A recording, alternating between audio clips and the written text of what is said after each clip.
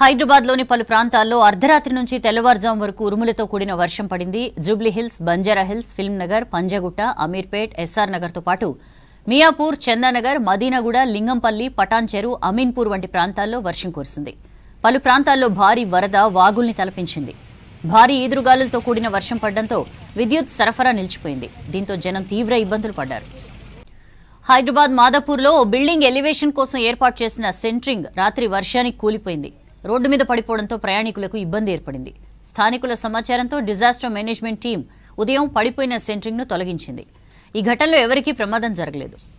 మాదాపూర్లో భవనం సెంట్రింగ్ కూలిన ఘటనపై మరిన్ని వివరాలు అనిల్ అందిస్తారు. మాదాపూర్ దగ్గర ఓ బిల్డింగ్ కి ఎలివేషన్ కోసం ఏర్పాటు చేసిన సెంట్రింగ్ గోవా సపోర్ట్ ఈ నిన్న కురిసిన వర్షం కారణంగా ఎదురుగాలు కారణంగా కూలిన సిచ్యువేషన్ అయితే మనకు కనిపిస్తుంది. మీరు చూడొచ్చు విజువల్స్ లో. ఇది ఒక బిల్డింగ్ కోసం, అంటే ఆల్రెడీ ఇది పాత బిల్డింగ్. ఈ పాత బిల్డింగ్ సంబంధించి వీళ్ళు ఎలివేషన్ కోసం ఈ సెంట్రింగ్ సపోర్ట్ ని, గోవా సపోర్ట్ ని ఏర్పాటు చేసినట్టుగా కూడా మనకు అందుతున్న సమాచారం. సో ఈ నేపథ్యంలోనే నిన్న ఏదైతే వర్షం కురిసిందో, వర్షం కారణంగా నిన్న ఈదురుగాలు కూడిన వాతావరణం ఉండడంతో కంప్లీట్గా నిన్న మొత్తం కూడా భారీ వర్షంతో కూడిన వాతావరణం ఉండడంతో ఆ బిల్డింగ్ ఎలివేషన్ కోసం ఏర్పాటు చేసిన ఈ గోవా సపోర్ట్ కాస్త నిన్న రాత్రి సమయంలో 1 గంట నుంచి 2 గంటల సమయంలో ఈ గోవా సపోర్ట్ అనేది పడినట్టుగా కూడా మనకు తెలుస్తుంది. అయితే మీరు విజువల్స్లో చూడొచ్చు.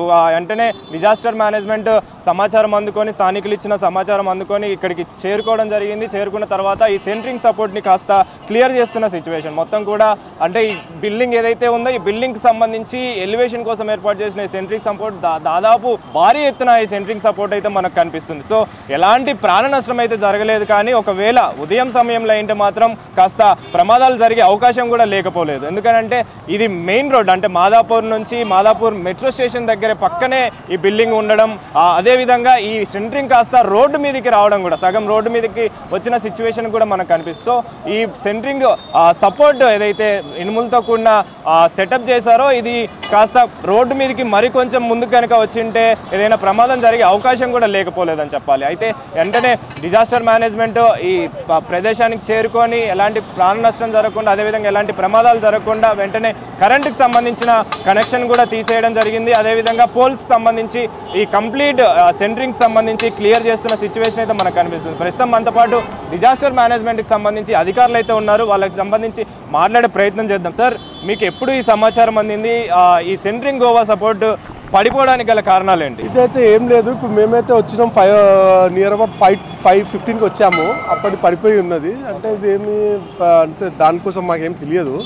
అంటే ఇది ఇక నిర్లక్ష్యమే అంతే. అది ఏంటంటే కరెక్ట్ సపోర్టింగ్ ఉండుంటే అది పడదు. కానీ ఇట్లా సపోర్ట్ లేని కారణంగా అది పడిపోయింది. నిర్లక్ష్యం అని చెప్తున్నారు. నిన్న వర్షం కూడా, వాతావరణం ఒక్కసారిగా మారిపోవడం, వర్షం కారణంగా ఇది పడిపోయింది. అంటే ఎలాంటి ప్రమాదం అయితే జరగలేదు.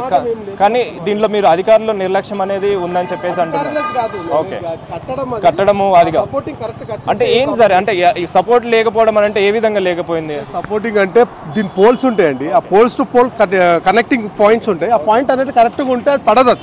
ఆ పాయింట్ లేక గాలి రావడం వల్ల కింద పడుతుంది. దీంట్లో వచ్చేసి అధికారులది ఏం ప్రాబ్లం లేదు. వాళ్ళ కన్స్ట్రక్షన్ వాళ్ళ ప్రాబ్లము. వాళ్ళు అసలు దీని మీద కరెక్ట్గా దృష్టి పెట్టుంటే ఇంత అది కాదు. అయినా ఇంకొకటి ఏంటంటే ఏం ప్రాబ్లం కాలేదు కాబట్టి ఏం లేదు. గోవా సపోర్ట్కి సంబంధించి వైర్ల మీద కూడా పడిన సిచ్యువేషన్. సో ఎలాంటి ప్రాణ నష్టం అయితే జరగలేదు. కానీ వెంటనే కనెక్షన్ కూడా తీసేయడం జరిగింది అమ్మడే సమాచారం. ఇప్పుడే మేము వచ్చేసి ఎలక్ట్రిక్ వాళ్ళకి కాల్ చేసాము. మొత్తం అంతా వైర్లని తీసేశారు. మొత్తం ఫస్ట్ ఏంటంటే ఎక్కడికి వచ్చినా ఫస్ట్ మేము ఎలక్ట్రిక్ వాళ్ళకి ఇన్ఫార్మ్ చేస్తాం. ఎందుకంటే ఫస్ట్ కరెంట్ తీసేస్తేనే ప్రమాదం కొంచెం తగ్గే ఛాన్సెస్ ఉంటాయి. ఈ దీనికి సంబంధించి అధికారులు కావచ్చు, అంటే ఈ బిల్డింగ్ సంబంధించి కావచ్చు, ఎవరైనా అప్రోచ్ అయ్యారా? మరి ఎలా ఉంది సార్ సిచ్యువేషన్? ఏం మెసేజ్ ఏం రాలేదండి. మాకైతే ఏం మెసేజ్ రాలేదు. ఎంత సమయం పట్టే అవకాశం ఉంది సార్ ఈ మొత్తం క్లియర్ చేయడానికి? 15 మినిట్స్లో అయిపోతుంది. 15 మినిట్స్లో క్లియర్ చెప్పి. సో మొత్తానికైతే ఈ సెంట్రింగ్ గోవా సపోర్ట్కి సంబంధించి ఈ పోల్స్ కావచ్చు, ఇనుముతో కూడిన వస్తువులు కావచ్చు, అన్ని కూడా మెటీరియల్ని కూడా వీళ్ళు క్లియర్ చేస్తున్న సిచ్యువేషన్ అయితే మనకు కనిపిస్తుంది. అయితే దీనికి సంబంధించిన సెక్యూరిటీ కూడా మనతో పాటు ఉన్నారు. ఆయనతో మాట్లాడదాము. ఏం పేరు? అని పేరు వెంకటేష్. అవునా, ఎన్ని సంవత్సరాల నుంచి ఇక్కడ పనిచేస్తుంటారు మీరు? ఉండలేదు. ఈ సెంట్రింగ్ సంబంధించి ఇది ఎందుకు కట్టారు? దేనికోసం కట్టడం జరిగింది? ఇది పాత బిల్డింగేనా?